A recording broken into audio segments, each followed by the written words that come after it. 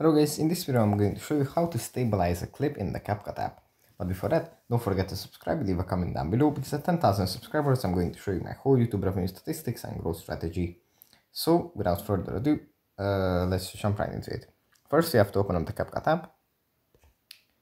And here it opens up in the edit menu. From here we just have to go into a project.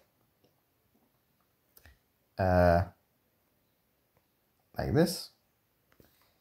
And then we have to tap on the edit button, then scroll to the right, and here next to opacity we find stabilize.